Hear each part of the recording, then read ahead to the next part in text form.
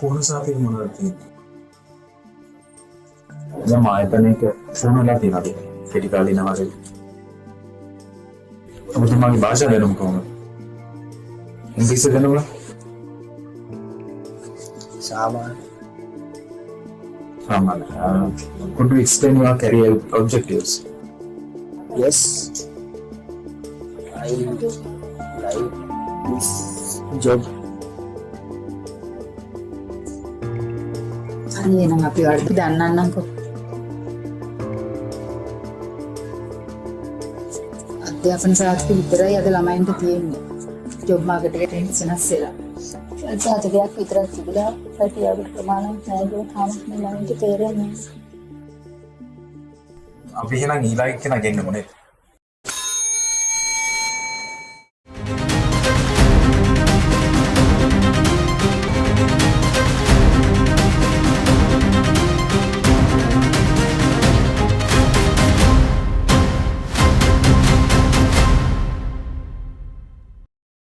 අපේ රටේ ආර්ථිකය ජාත්‍යන්තරයට විවෘත වෙලා. බහුතර නිෂ්පාදන බිහිවන්නේ ගෝලීය නිෂ්පාදන වශයෙන්ුයි. මෙම තත්ත්වයන් යටතේ බිහිවන රැකියා අවස්ථාවලට දැනුම පමණක් ප්‍රමාණවත් නැහැ. කුසලතාව, තාක්ෂණික සාක්ෂරතාව සහ පුහුණුවද අවශ්‍ය වෙනවා. ඒ නිසා තාක්ෂණයත් සමග යාවත්කාලීන වී අලුත් ගමනක් යෑමට සිදු වෙනවා.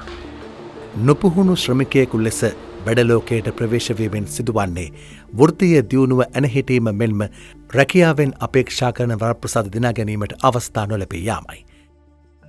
සීග්‍ර තාක්ෂණික වෙනස්කම් විසින් නිර්මාණය කරනු ලබන ආර්ථික ක්‍රියාවලියට අනුගතව හැසිරෙන මෙරට රැකියා සංක්‍රාන්තිය තුළ අද අවස්ථා සැලසී ඇත්තේ කුසලතා සපිරි වෘත්තිකයන්ට සහ පුහුණු කම්කරුවන්ටයි. බොහෝ දෙනෙක් හිතනවා ලෝකයේ රැකියාවන් හිගයි කියලා. දේශීය වශයෙන් ගත්තත් විදේශීය වශයෙන් ගත්තත් රැකියාවන්ගේ හිගයක් නැහැ. තිබෙන්නේ කුසලතාවල හිගයක්. රැකියාවන් තියෙන ඕන තරම්. හැබැයි අපි අත්දකින තත්ත්වයක් තමයි ඒ රැකියාවන්ට ඕන කරන සුදුසුකම් තමයි අපි ගාව හිග. අපේ උසස් අධ්‍යාපනයට යොමු වෙන බොහෝ දෙනෙක් කලා විෂයන් මගින් තමයි උසස් අධ්‍යාපනය හදාරන්නේ. මේ තත්ත්වය වෙනස් වෙලා වෘත්තීයමය අධ්‍යාපනයකට යොමු වෙන්න පුළුවන් නම් හැකියාවන් සහ නිපුණතාවයන් අත්පත් කරගන්න පුළුවන් නම් ලෝකේ ඕන තරම් ඉඩ තියෙනවා, රැකියාවන් තිබෙනවා එවැනි අධ්‍යාපනයක්, එවැනි හැකියාවක් ලද කෙනෙකුට. හෙට දවසේ බිහිවන ඩිජිටල් ආර්ථිකයත් සමග ක්‍රමයෙන් විකසනය වන රැකියා ලෝකයේ අවස්ථා උපරිම වශයෙන් නෙලා ගැනීමට නම් තාක්ෂණික කුසලතාවයන්ගෙන් සහ පුහුණු අවස්ථාවලින් ශ්‍රම බලකාය සන්නද්ධ විය යුතුයි. මේ සඳහා විධිමත් අධ්‍යාපන සුදුසුකම් වලට අමතරව වෘත්තීය පුහුණුව හෝ NVQ පුහුණු පාඨමාලා සහතික සහ අදාළ රැකියාවේ පළපුරුද්ද අවශ්‍ය වෙනවා. මේ සඳහා රාජ්‍ය අංශයේ මෙන්ම පෞද්ගලික අංශයෙන්ද වෘත්තීය පුහුණු අවස්ථා රැසක් උදා කර දී තිබෙනවා.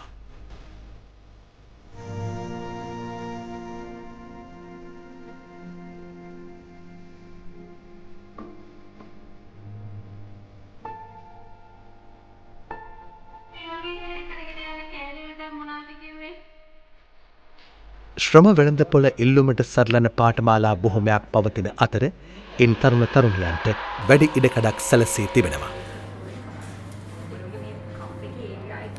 ජාතික වෘත්තීය හා තෘතීය අධ්‍යාපන කොමිෂන් සභාව යටතේ ලියාපදිංචි රාජ්‍ය හා පෞද්ගලික වෘත්තීය පුහුණු ආයතන රැසක් මේ වන විට ක්‍රියාත්මකව පවතිනවා.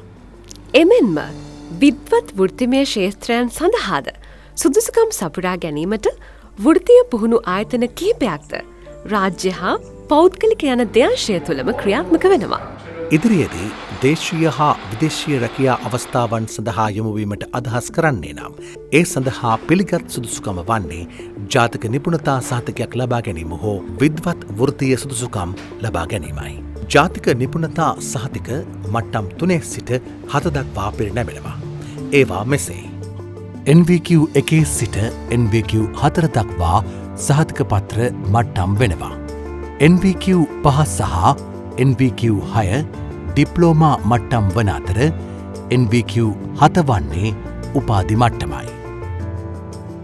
කිසිදු පිළිගත් වෘත්තීය පාඨමාලාවක් හදාරා නොමැතිවත් යම් ක්ෂේත්‍රයක දිගුකාලීනව නිරත වීමෙන් විශේෂ ප්‍රාගුණ්‍යයක් ලැබූ මෙවන් වෘත්තිකයන් සඳහා RPL නමින් පෙර දැනුම අගයා ජාතික වෘත්තීය සුදුසුකම් සහතිකපත් ලබා දීමේ ක්‍රමයක් මේ වන විට හඳුන්වා දී තිබෙනවා. මේ වන විට වෘත්තීන් 100ක් සඳහා NVQ සහතික ලබා ගැනීමේ හැකියාව ඇත.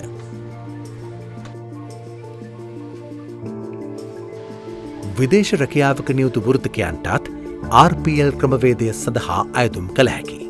ඒ අනුව NVQ 3 සඳහා වසර 1.5ක පළපුරුද්දත් NVQ 4 සඳහා වසර 4ක පළපුරුද්දත් සලකා බැලෙනවා. මෙලෙස අධ්‍යාපන හා වෘත්තීය සුදුසුකම් සපුරා ගැනීම වගේම ඕනෑම රැකියාවකට වැදගත් වන මෘදු කුසලතා සහ පෞද්ගලික ගුණාංග සංවර්ධනය කර ගැනීමත් අත්‍යවශ්‍ය දෙයක්.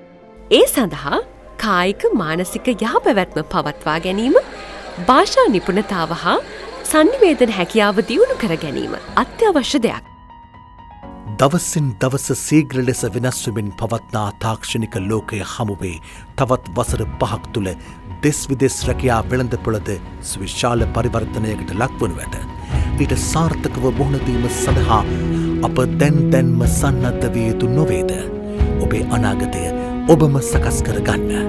එසේ වුවහොත් ඔබට ජයනියත වනු ඇත.